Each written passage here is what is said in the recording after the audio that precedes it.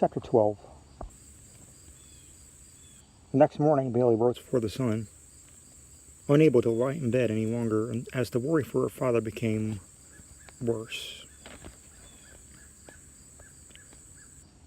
The only light that dimly illuminated the room came from the still full moon that shone brightly in the night sky. She left the bed and went to her wardrobe, taking the last available gown the servants had left her this morning. It was a dark emerald green. She slid the nightdress off her slender body, discarding it onto the floor for the moment. She then put on a pair of dark brown slippers and looked in the full length mirror, running her fingers through her long onyx locks. And that's as good as it's going to get. She then hurriedly left the room, only to meet Prince Michael, who was coming down the hall. She sighed, having no time for him this morning. "What do you want?" "I was just coming to see you off." He was dressed in a crimson tunic and black pants, with his mess of auburn hair pulled back into a loose ponytail. She was immediately suspicious. Why was he concerned? As if he really cared.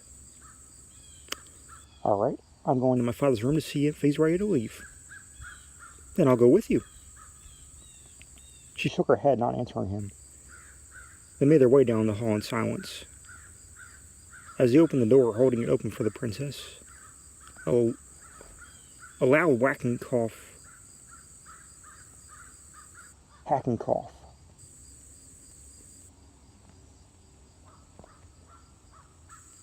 could be heard from the king's bed.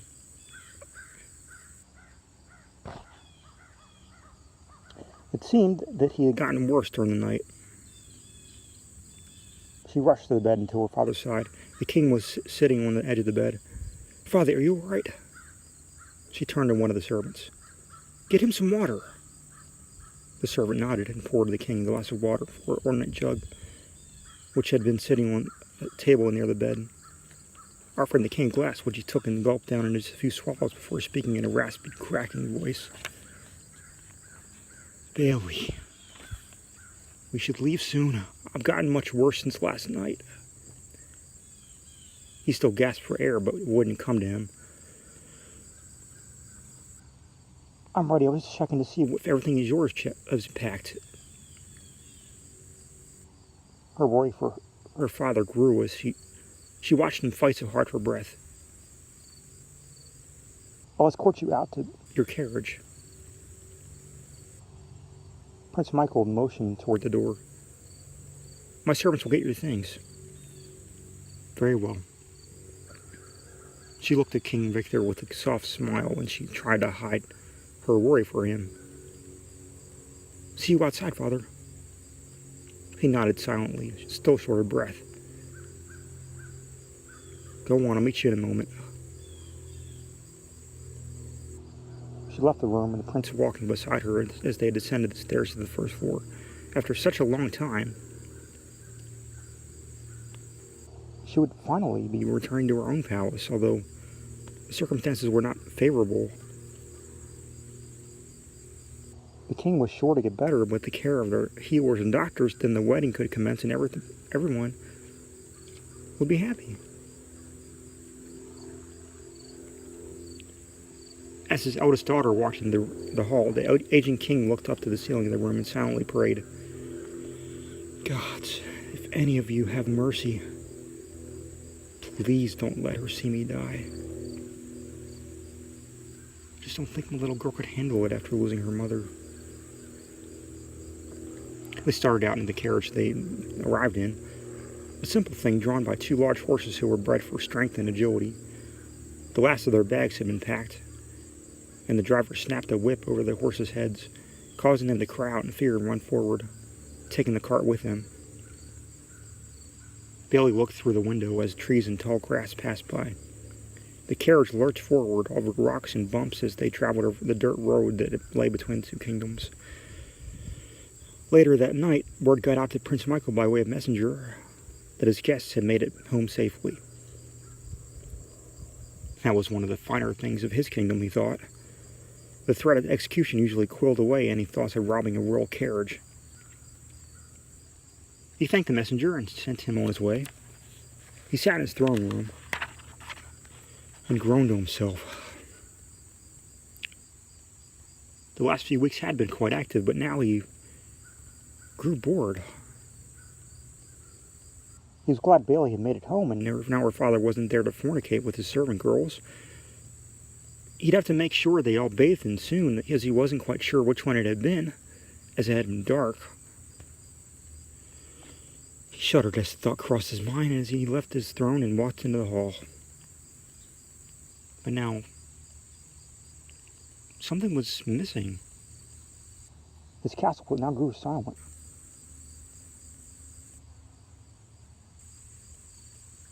Was now silent, except for the whispered chatter of the maids, who became silent as he passed them. They walked down the hall, passing the now empty room that Bailey had slept in. Moving the stairs to which led to the first floor, he didn't even so much as scowl at the young slave child that stood in his way, but merely walked past her as a woman pulled her toward a door, a wall. With a whispered warning,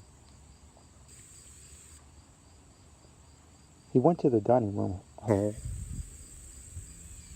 where his dinner was to be served, and sat at the long table, which used to be surrounded by himself, his parents, and their guests. He looked to the high ceiling of the room and remembered those days. He had just been a boy back then, still clinging to his mother. A servant sat his plate in front of him and poured a glass of strong-smelling, almost blood-red wine before leaving the prince to eat. He ate a few bites of the food, but after a while he couldn't bring himself to swallow and spat the food into a cloth napkin, pushing the plate aside. "What is wrong with me?" he asked aloud, looking at the partially eaten plate with still warm food. "Why can't I eat?" But there was no one to hear him in the deserted room. Days passed, and the prince's condition only worsened. He began to lose weight from not eating. He sat in his room on a couch. Why did he feel so ill? A servant knocked softly on the door before entering. It was Eliza, who carried a tray of food. "Your Highness, it's been 4 days. You must eat."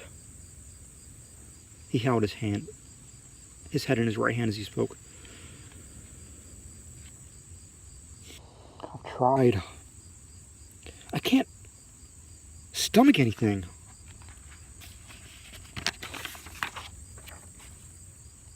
"Forgive me, sir, but what has come over you?" She set the tray down on the table and approached the couch. "I've never known you to skip a meal, and now you won't swallow a bite. It worries me." She frowned. She was silent for a moment, waiting for a response, but the prince only glared at the brazen maid.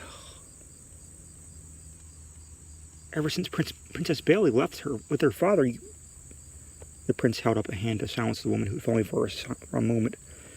"You've said enough, Eliza. Thank you for the food. Now get out." He pointed to the door. She shrugged and turned to leave, knowing for the prince that was considered polite. But perhaps she was right. She had begun to feel this weight when she was gone.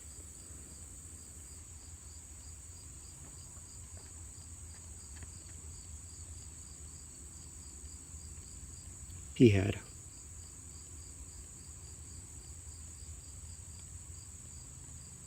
Could it be possible that he missed that sharp-tongued shrew of a princess? That was impossible. However, as he slept that night, he was plagued with images of Princess Bailey. Her piercing blue eyes, her dark locks. He reached for her, but she only stepped backward, disappearing into a shroud of white mist. He awoke with a start, soaked in a cold sweat and panting. That is the final straw. I must see her again. A few more days passed, and a messenger from Princess Bailey arrived with grim news. King Victor had succumbed to his illness and had passed away. shortly after driving home. I'm sorry to hear that. King Victor was a noble man and a just leader. He looked at the messenger who stood in silence. Return to Princess Bailey and tell her I'll be there as quickly as my horse can carry me. The man bowed and left the room, the throne room, to which he had been brought.